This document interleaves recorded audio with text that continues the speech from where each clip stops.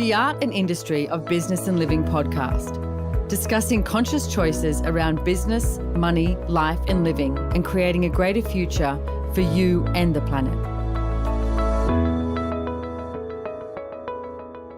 Hey everybody, welcome to the Art and Industry of Living. You are with your host, Simone Milasas, and I am in an interesting place. This is the first time I've ever been here. I am in Russia. I'm in St. Petersburg, Russia, and oh my gosh, it's an absolutely stunning place. It's actually somewhere that I've wanted to go for a very long time. I, grew up and my father used to speak a bit of Russian around the house. He used to count in Russian all the time. So he spoke Lithuanian, German, English, and Russian. And, I did hear it every now and then. And so here I am in St. Petersburg, Russia. And interesting, I've been walking around taking some photos. It's hot. It's summer in Europe. They're having a heat wave. It's like, I woke up and opened the curtains. I'm like, another warm, hot day in St. Petersburg, Russia. But it's been amazing. And I know that I've had other lifetimes here. I know it. And I also know that I wasn't a serf here. I wasn't someone who had no money, that's for sure.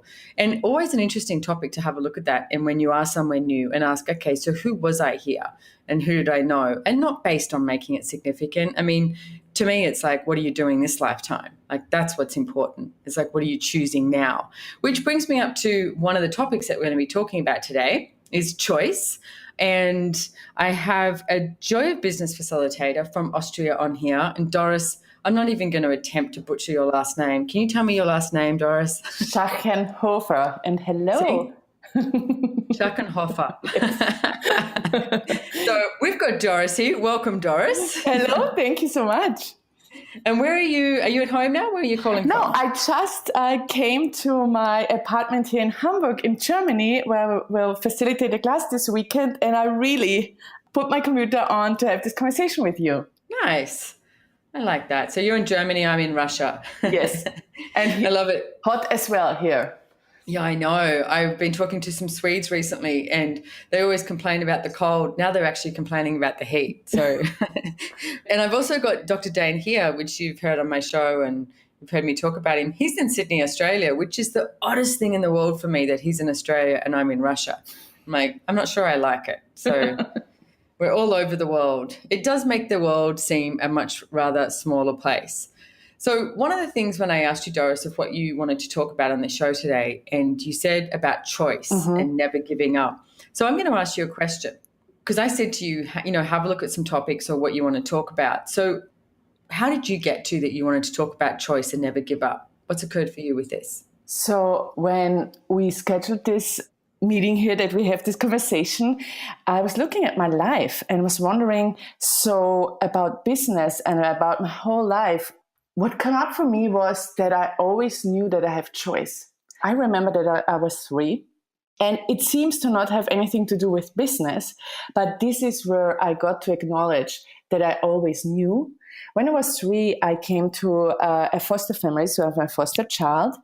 And I always knew that this is a choice that makes my life greater. And I could see with being in this family, it empowered me to other possibilities and also my education. Like I opened up a window and a door to have the education that I have. And also this is what showed up for me when I thought about this conversation. So growing up in your family, were you given a lot of choice? No, I would say not, but I made the choices and I went for what I knew. And I was so when people ask you, where do you want to go to school? Some people don't have the choice, but I was not so good in school. And then when we switched when we are around 10, to higher grade in Austria, and I was not that good in English, for example. I had all 5s. This is the worst grade that you can have. And which is pretty funny because you speak a lot of English now. Yeah, totally. And the teacher then said to my parents he wants them to take me out of school. And I said to my mom, whatever it takes, I will not go to another school. because the other schools that were offered that time, there were a lot of judgment, and you would put into, would you say it? You know, they would say, oh, you're good, you're in the first group, and you're not, you're middle, you're in the second group, or you're bad, you're in the third group.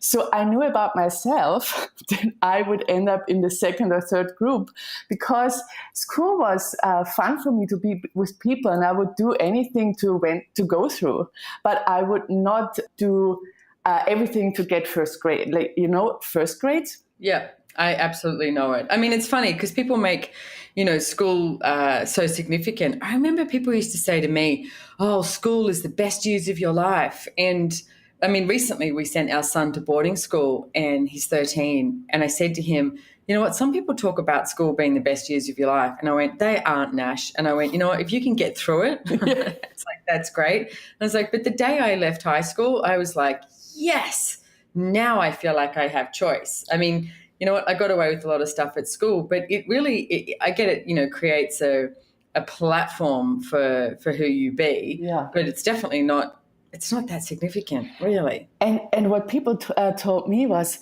when you leave school, the hard life begins. So wow. I always thought about, why? Then I can make my own choices, when I'm 18, then is the time where no one can say yes and no, and more no than yes.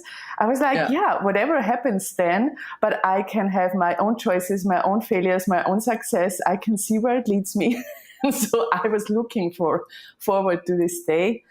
And yes, when I look at, and we talk a lot in Joy of Business and with the Access Tools about choice, and I really have to acknowledge that I always knew that and really have it in my life, and to go on and move forward from this.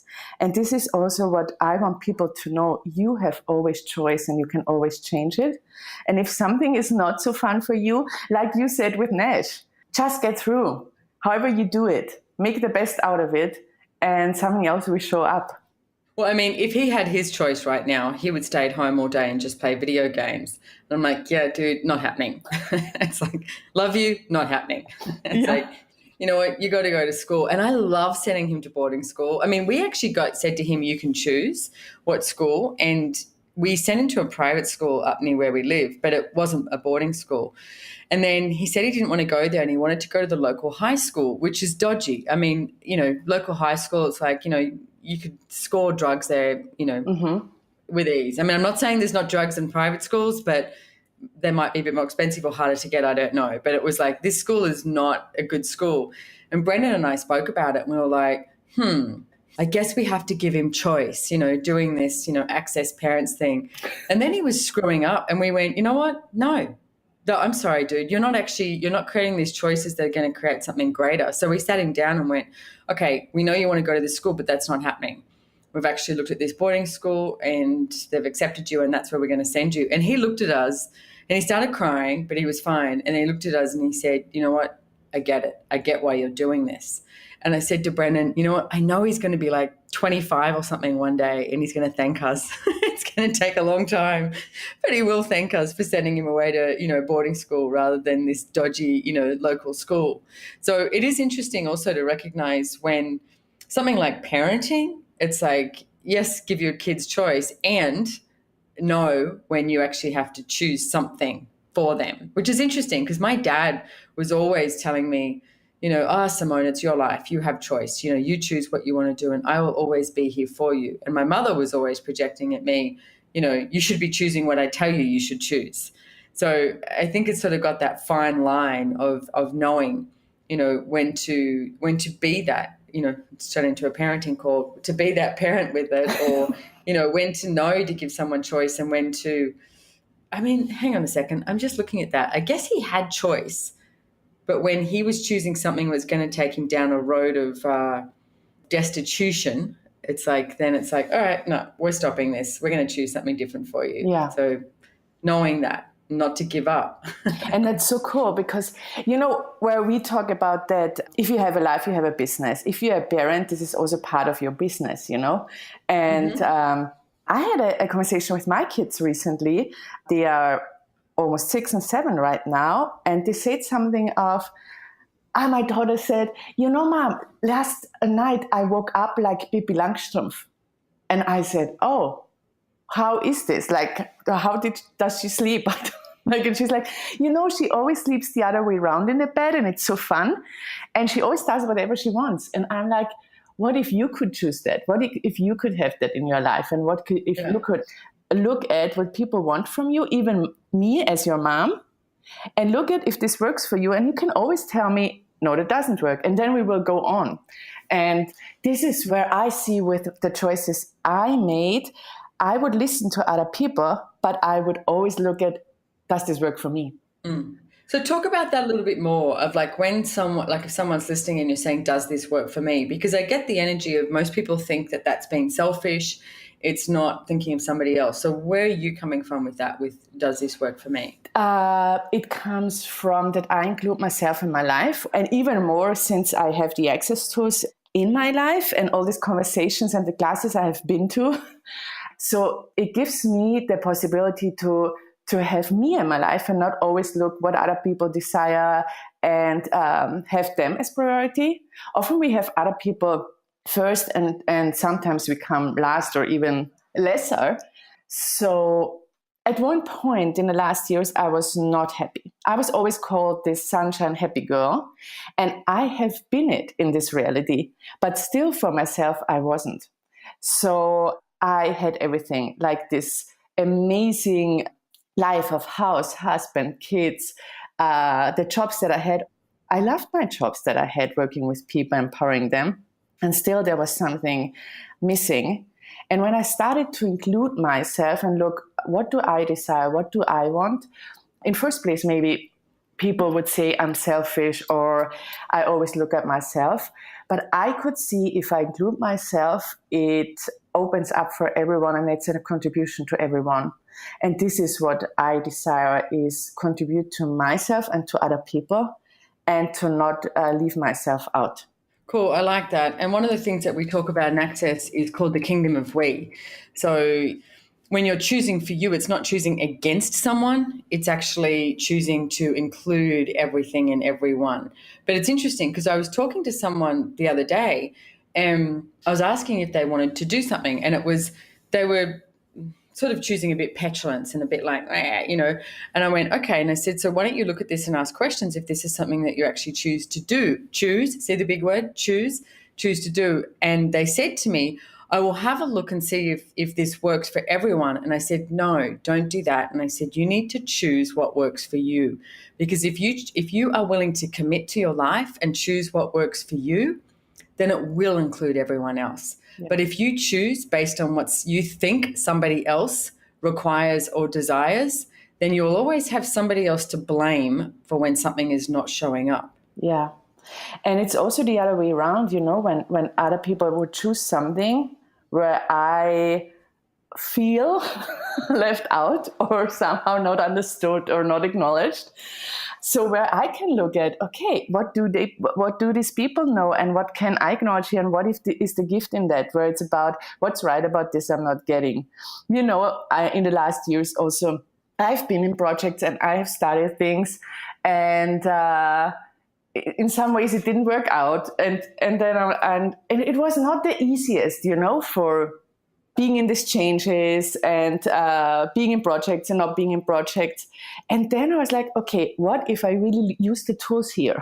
What if I would not go into, oh my God, people leave me out and I get not acknowledged, and more look at, okay, what else is possible here? What can I choose here?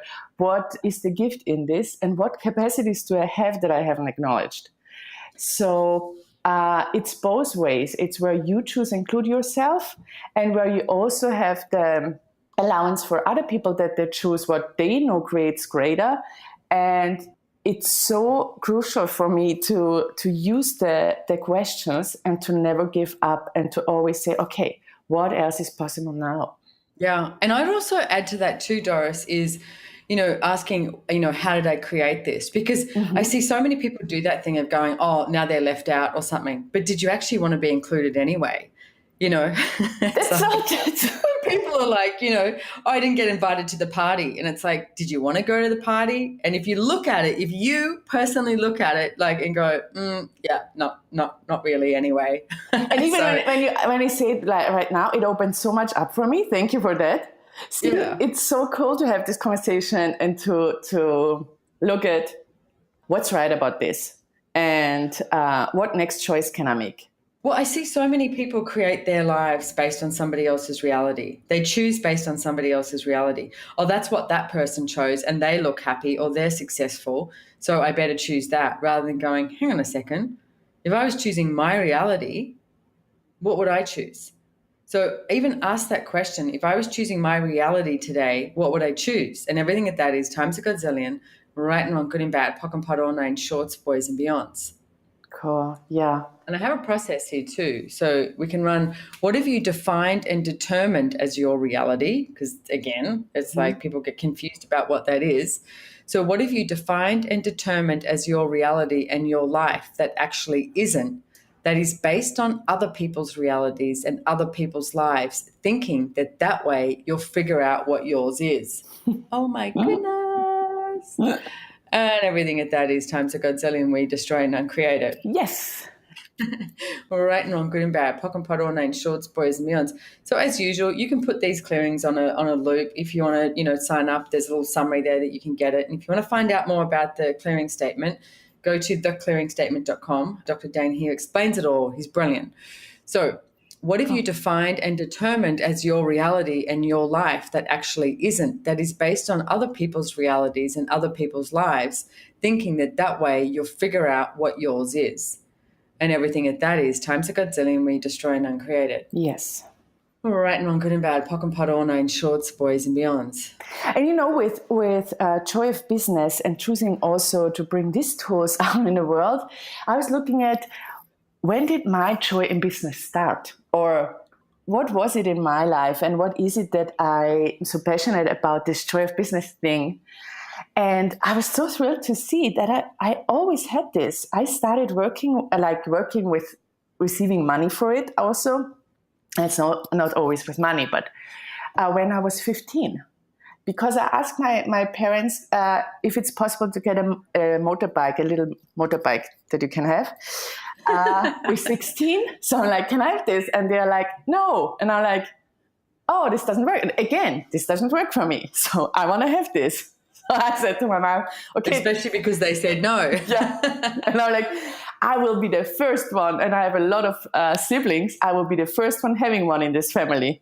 And I did. I told my mom, so then I need to get to have a job. So And then she helped me, I have to say. And I started out in Austria. We have all these churches, and then there are these souvenir things next to it where you sell all this kitschy stuff for people that come.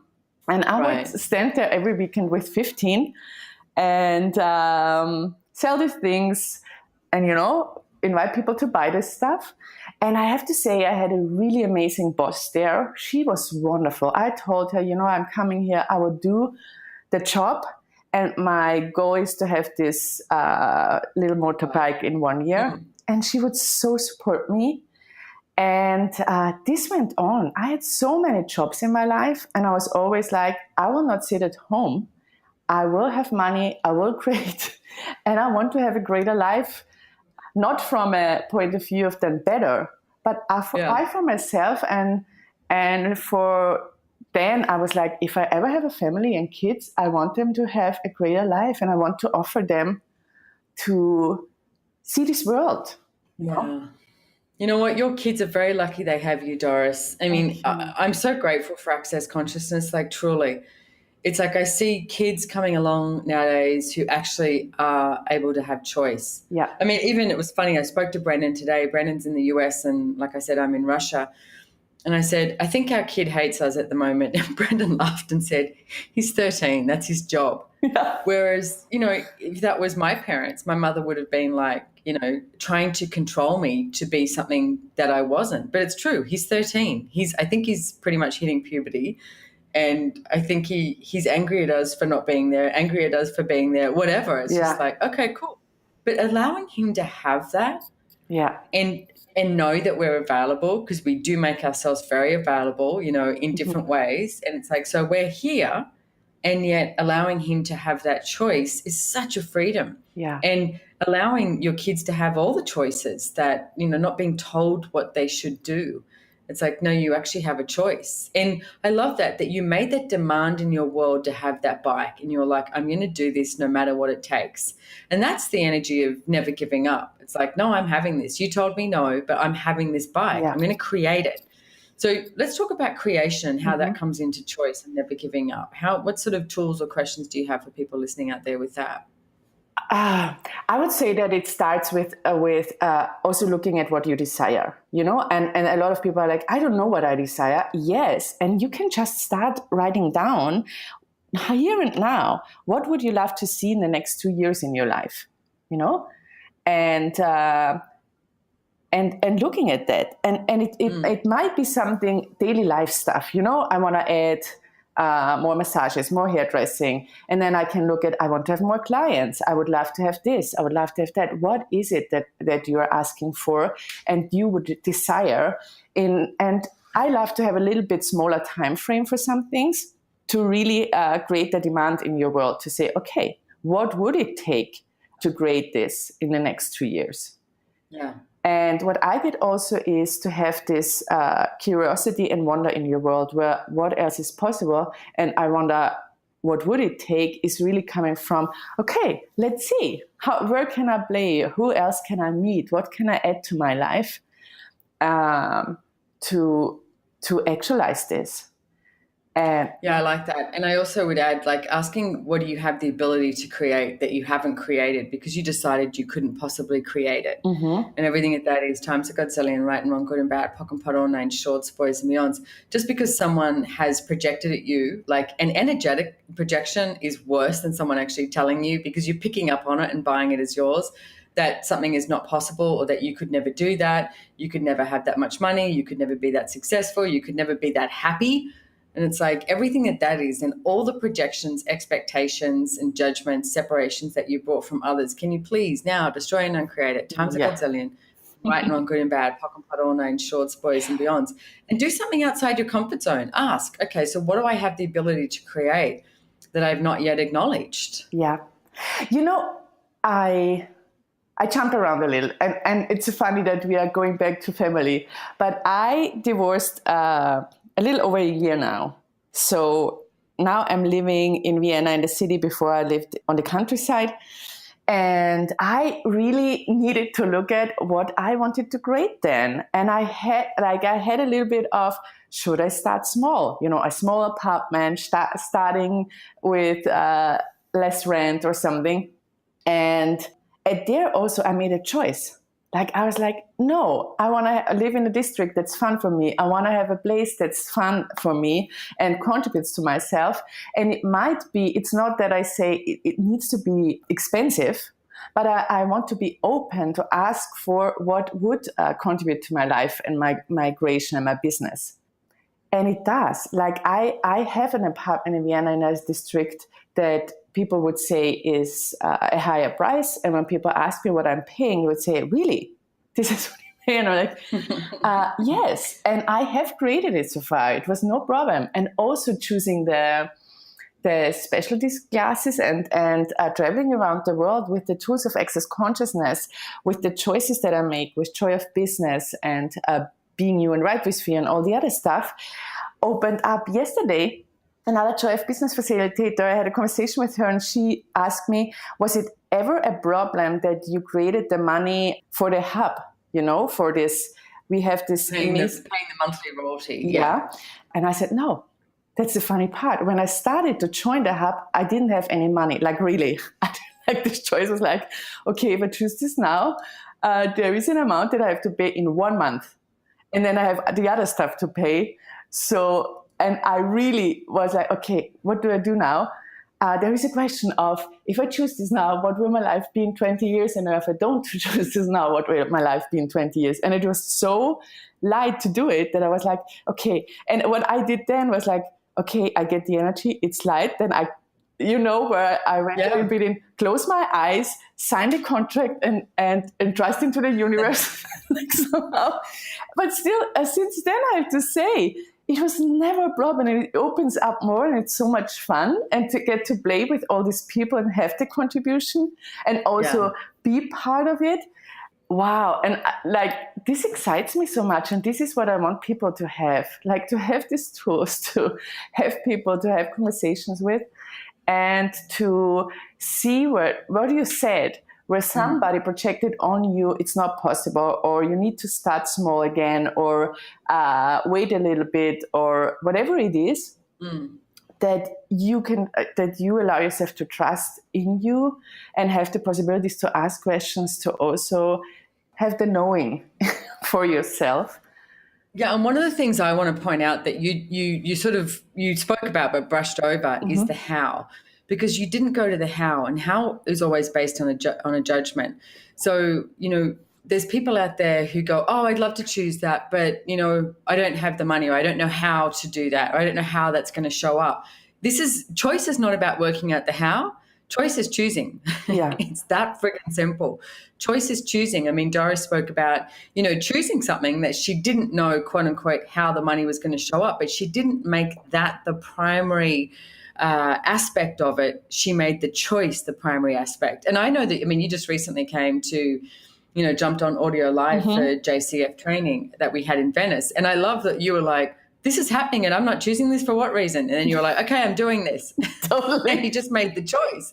It's like, so you did audio live, you did it from home or wherever you were in Europe, and you made that choice, and you didn't go to a how, you didn't go to a what's this going to look like afterwards, etc. It's like you just went, okay, I'm choosing this. And it's like, that's what life is. That's what business should be. That's what everything you're choosing should be. It's like, it's an adventure. And everywhere that you're not willing to have the adventure of living, and I might need my hopes and dreams buzz run, where you destroy and uncreate it, times a gazillion, right and wrong, good and bad, pock and pot, all nine, shorts, boys and beyonds. Totally. So, Doris, we are almost at the end of our show, and this has been a great conversation. I'm very, very grateful. It's actually helped me, which is interesting, because life isn't always just this like, yay, everything's turning out okay. Like, I had a pretty interesting afternoon today, and I went, okay, I had, I was feeling funky, like weird. And I went, okay, so what can I choose? Which is the choice. And my body loves to run, especially in the heat. It's like been 30 degrees Celsius here in St. Petersburg today. So I went, okay, I'm going to go for a run. And people always go, oh my God, you're crazy. Or are you sure? You look like you're about to pass out. And I'm like, because my face goes bright red and I just run. But I went running, and then I was like, okay, now what can I choose? And I was literally all afternoon was choosing in 10-second increments. I was like, okay, I'm going to pour a glass of wine, about an hour ago. So I was like, okay, I'm having a glass of wine. And it's like not choosing to judge anything that you're doing, or even judge where you're at. It's like, realize that, some moments are a bit strange, and ask, who does it belong to, and whose stuff are you buying into? And it's like, what could you choose now? Because you are the one that can change anything that is occurring in your life that is not working for you. You are the one that gets to make the choice. It's not based on other people's realities. So everywhere that you're blaming somebody else for what hasn't occurred for you, will you please, please, please, everyone out there listening, destroy and uncreate it, times a godzillion, right and wrong, good and bad, pock and pot, all nine, shorts, boys and beyonds. Wow. So, Doris, you're on Joy Business website, accessjoybusiness.com. You're also on accessconsciousness.com because you're a certified facilitator. And I know by the time this podcast comes out that you're going to have some classes up there. Anywhere else that people can find you, or you wanted to? At the moment, it's mostly the Access Consciousness page / Doris Schachenhofer. This easy name. And I will have my own with dorisschachenhofer.com, but it's just right now in the creation, because there was a moment of now is the time, and I have someone building it up, and I'm super excited for that as well. Awesome. It's in creation. You're choosing to create. I love it. So thank you so much, Doris, for joining me here today. I'm incredibly grateful. And everyone, don't forget to check out accessjoybusiness.com.